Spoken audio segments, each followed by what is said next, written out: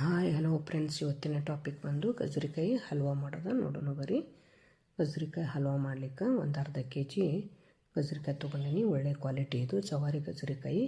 ಮೇಲಿಂದೆಲ್ಲ cover ತಗೋಬೇಕು ಮತ್ತು ತುಂಬ ಸಣ್ಣ ಇದು ತೊಗೋಬೇಕು. ಅದು ಬಲ್ತದ ಕಾಯಿ ಇರ್ತೈತಿ.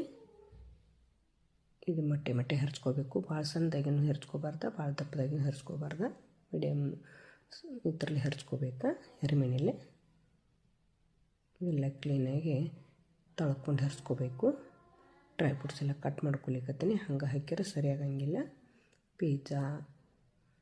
ಪಿಸ್ತಾ, ಒಣ ದ್ರಾಕ್ಷಿ, ಗೋಡಂಬಿ, ಬಾದಾಮಿ, ಏಲಕ್ಕಿ ಇದು ತುಪ್ಪ ಕಾಸ್ಕೊಲಿಕತ್ತೀನಿ. ಹಿಂಗಾದ್ರೆ ಅರ್ಧ kg ಒಂದು ಸ್ವಲ್ಪ ಕಮ್ಮಿ ಬೆಲ್ಲ ತೊಗೊಂಡೀನಿ. ಇದು ಆ ಕಡೆ ತುಪ್ಪ ಕಾಯಲಿಕ್ಕತ್ತೈತಿ. ಯಾಕಂದರೆ ಇದು ಮಕ್ಕಳಿಗೆ ಮಾಡೋದಲ್ರಿ, ಅದಕ್ಕಾಗಿ ಮನೆಯದು ತುಪ್ಪ ಬೆಣ್ಣೆ ಕಾಸ್ಕೊಲಿಕತ್ತೀನಿ. ಡ್ರೈ ಫ್ರೂಟ್ಸ್ ಎಲ್ಲ ಒಂದು ಸ್ವಲ್ಪ ತುಪ್ಪ ಹಾಕ್ಕೊಂಡು ಹುರ್ಕೊಲಿಕತ್ತೀನಿ.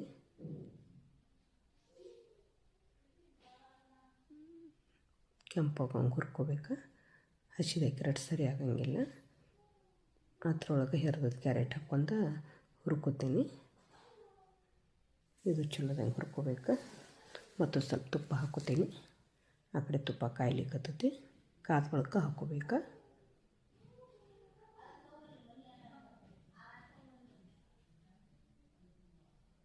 ಮತ್ತು ಸ್ವಲ್ಪ ಹಾಕ್ಕೊಂಡೇನು ತುಪ್ಪ, ಇಲ್ಲಾಂದ್ರೆ ಒಂದು ವಾಟಿ ತುಪ್ಪ ಹಾಕ್ಕೋಬೇಕು. ಅದಕ್ಕೆ ಅರ್ಧ kg ಕ್ಯಾರೆಟ್ಗೆ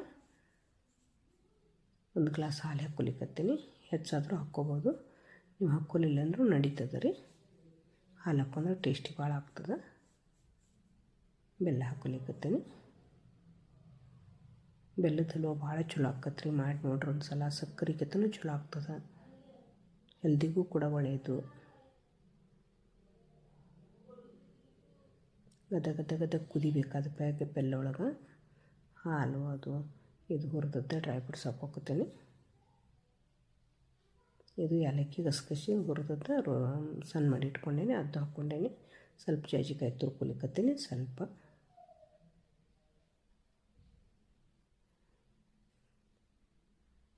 ನೋಡಿರಿ, ಫ್ರಿಜ್ ಒಳಗೆ ತಿಂಗಳಾನುಗಟ್ಲೆ ಇಟ್ಟರೆ ಏನೂ ಆಗೋಲ್ಲ. ಹೊರಗಡೆ ವಾರ ತನಕ ನಡೀತದೆ. ನಮ್ಮ ಚಾನೆಲ್ ಸಬ್ಸ್ಕ್ರೈಬ್ ಮಾಡ್ಕೊರಿ ಫ್ರೆಂಡ್ಸ್. ಸಪೋರ್ಟ್ ಮಾಡಿ, ಶೇರ್ ಮಾಡಿ, ಲೈಕ್ ಮಾಡಿ.